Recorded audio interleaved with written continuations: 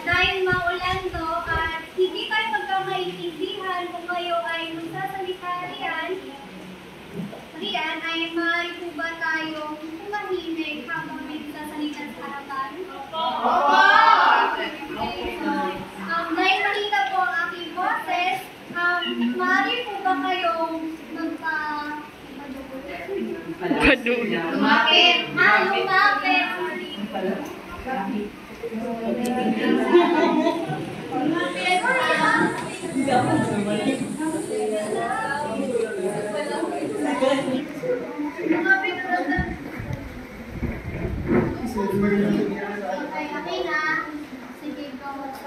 Bago ako magsimula, kapag mayroon ako nakita, nagsasalita o nakikipag-chit-chatan sa kape, sa katabi ay tatawagin ko.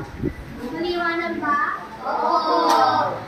So, ngayon ay pupunta tayo sa imahinatibo. So, kapag sinasabi natin imahinatibo ay ito yung gamit ng wika sa lipunan na tumutukoy sa malikhain at mapalikhain paraan ng pagpapahayag ng mga ideya. Dito, pumapasok ang ating imahinasyon. Kapag nag-iisip tayo ng mga bagay na nangyayari o hindi naman kaya ay kapag bunga ng ating malikhain. Kasi, halimbawa, kapag tayo ay nagsusulat ng tula, may kwento, kanta, hindi lamang mga impormasyon ng ating nagbibigay o naihahatid sa ating komposisyon, kundi pati na rin ang ating damdamin, pangarap at imahinasyon. Halimbawa na dito, meron kaming kaibigan na hindi namin maintindihan kasi yung music taste niya ay old, ang matanda na. So I free. So,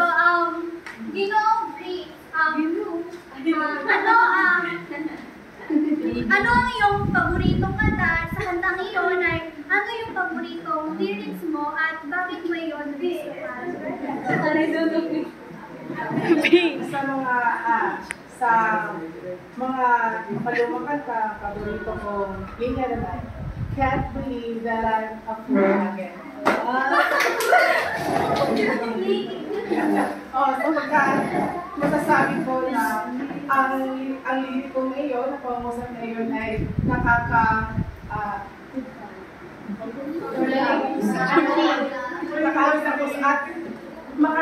makarelate ko. Ako ay nakaka-relate sa pangusap ngayon. Kaya sabi ko, just imagine it. Yeah. Ginoong break. Hindi.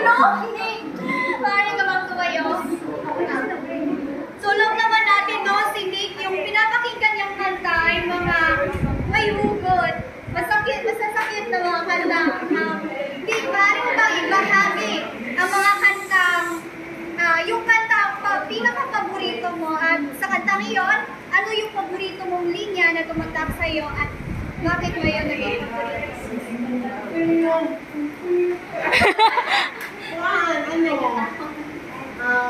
Tubigat lang yun. Tubigat lang yun. Bakit pala yun? Dahil yun ang aming status ng hindi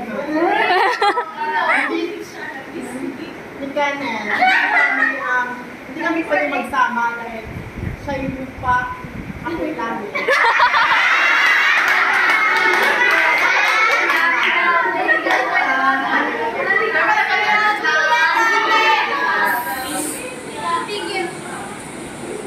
Bigyan natin ng ibang pagsaksi na Ginoong Briggs at Ginoong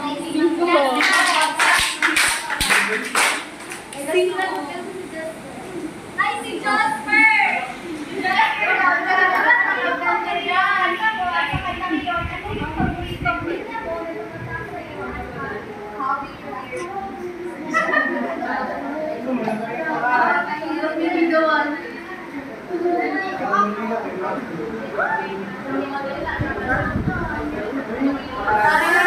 Kanta si Jasper.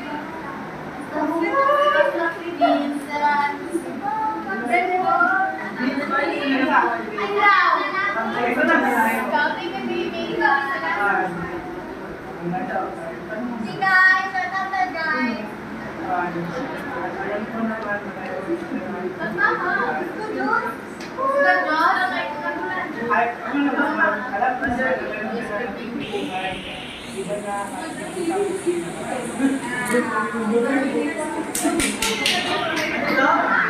Alam ko naman na.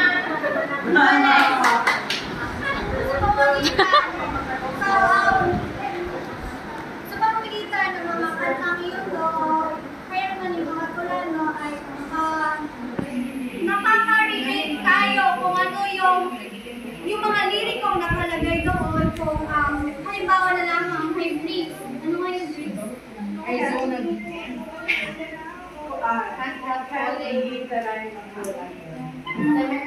Sa tingin ng mga kanta yun ay minsan kahit hindi ka naman in love o kaya meron kang minamahal kapag naririnig mo ang mga lirikong iyon ay parang nabuhayan yung loob mo na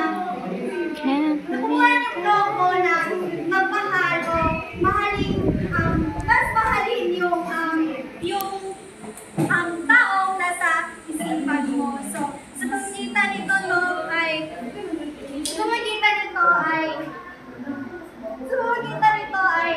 napuputo ang ating mga damdamin na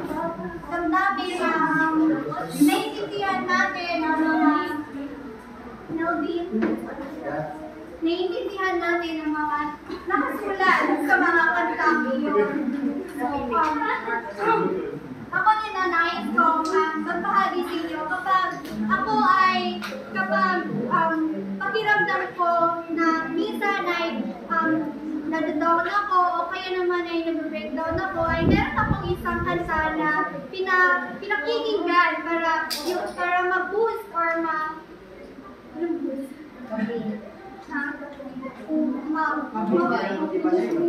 para mas mabigyan ng motibasyon na meron pang panibagong bukas at hindi lang ito kung ano yung nararamdaman natin ngayon ay hindi ito mananatili hanggang bukas. So, ito yun siya.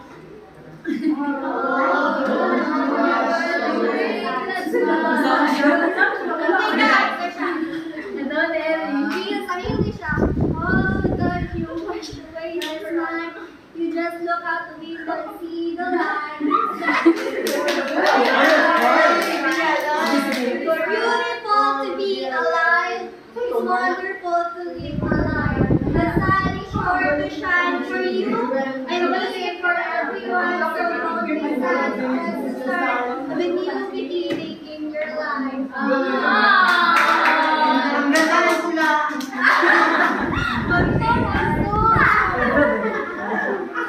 So, minsan kahit naririnig lang natin ito, ay nagkakaroon tayo ng motivasyon sa ating buhay. God. Ay,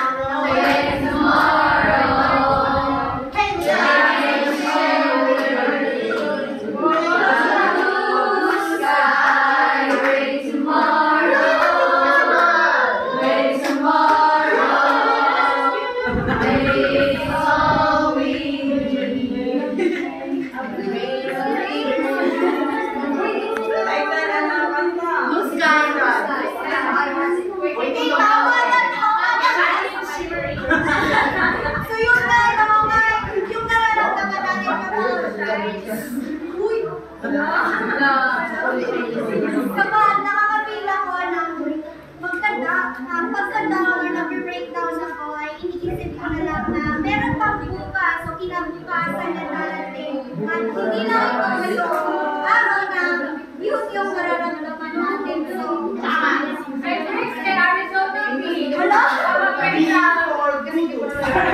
Kahit sa ilap ang mundo ko. Arola PD for breakdown. Okay na guys. Tama na, So, Briggs. yun yung imahinatibo, no? Hindi lang mga liriko o yung mga line sa tula o kahit saan man sa aming kwento or kaya naman sa kanta ang nagagawa, kundi meron itong epekto sa atin na nakaka-relate tayo sa iba't ibang aspeto. So, yun yung imahinatibo. Ngayon naman ay ang personal. So, ang personal na gamit sa lipunan ay ito yung ginagamit natin kapag nais natin ipahayag ang ating sariling damdamin, opinyon na kaya sa loobin. So, halimbawa na lamang dito, no, kapag sinasabi ko, Dorika, saya ko kasi natapos ko na yung nasundan. Yun ang ipinapahayag ko na ako ay masaya. Kapag hindi naman kaya kapag sinabi ko, Norika, malungkot ako kasi nandito sa loob. So, ipinapahayag ko na malungkot ako kasi narinis ko yung pamilya ko. At ikaw, Kayla, ikaw ba ay naranasan mo na ba mag-share sa kaibigan mo na ikaw ay in love? Oo naman. Ano pala guys? Kit-kit. Sige, dati ko lang yun. Ay, action ako ha. Sige. Kita ko siya. Kunwari yung ano ko. Kit! Dito mo ko sabihin. Ano po kayo siya? Bala ka na kayo. Let's go.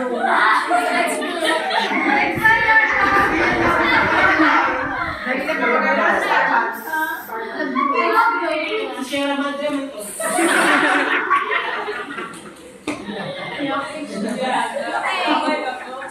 Okay, shut up na guys. So, wag natin husgahan si Pilipino Carla kasi meron tayong iba't ibang paraan sa pagpapahayag natin ng damdamin, no?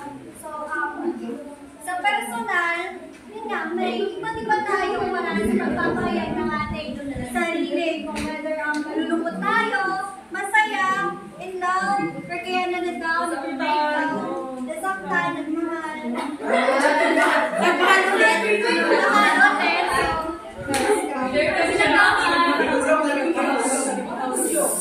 Ginagamit natin ang wika sa pagpapahayag ng ating salubin kung ano yung nasa sa loob natin. So, yun yung gamit ng wika sa lipunan. No? Yes, pinapahayag natin kung ano yung nararamdaman natin o kung ano yung nais natin sabihin. Ngayon naman ay ang interactional. So, ang interactional na gamit sa wika ay ito lang yung ginagamit natin sa pakikipag-usap at pakikipag-ugnayan. Binibining akong fan.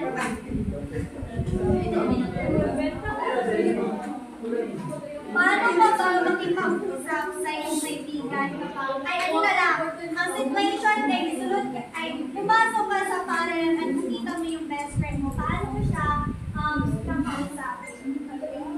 Wala pa. Hi! Tinato na kayo. Sahay naman daw si Mariah mo sa Hindi siya makasara ka. Ikaw mas pala si Mariah. Ay, si Rick na lang ay nag-depress kayo. Si May. Sige, go. Wag mo naman alasan. Hindi, baka maniligigan kayo ikaw. Kapag naririnig mo yung binibining, May, ano yung magiging reaction mo? Saan siya ng Arizona? Sampal.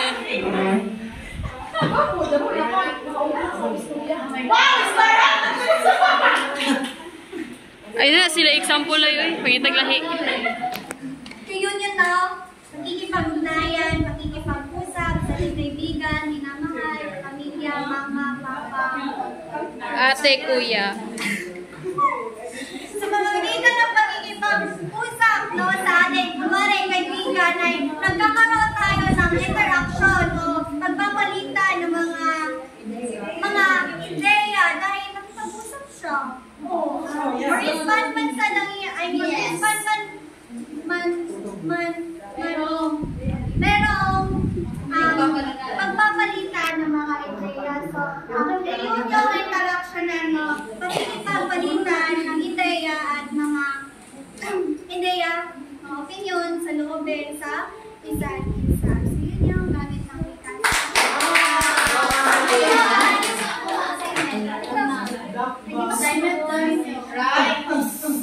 Okay, sa kabuuan,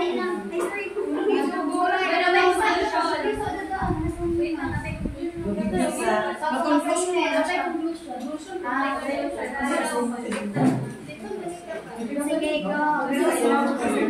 Okay, sa kabuuan, ang gamit ng wika sa lipunan. Lord, nagsuko si Lord. Sama kayo.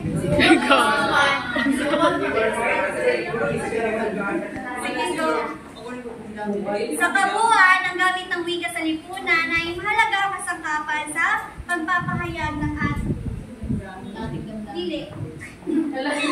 Sa kabuuan, ang gamit ng wika sa lipunan ay mahalaga ang kasangkapan sa pagpapahayag ng kaisipan at damdamin ng mga tao sa lipunan. Sa pamamagitan nito, ay nagkakaroon tayo ng mabisang pakikipag-ugnayan, pakikipag-usap at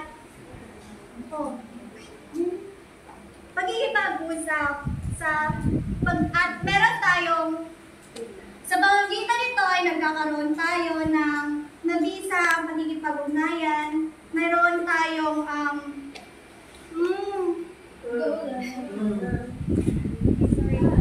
sa pamamagitan nito, nagkakaroon tayo ng mabisang ugnayan, pag-unawa at pagkakaintindihan sa lipunan. At ang bawat uri ng gamit ng wika sa lipunan ay nagpapahayag kung gaano ka-importante ang wika sa pagpapahayag ng ating damdamin, sa lobing, kagustuhan at reaksyon. So, kaya masasabi natin na ang gamit ng wika sa lipunan ay hindi lamang simpleng kombinasyon ng mga salita, kundi isang makapangyarihang paraan ng pakikipag-ugnayan at pagpapahayag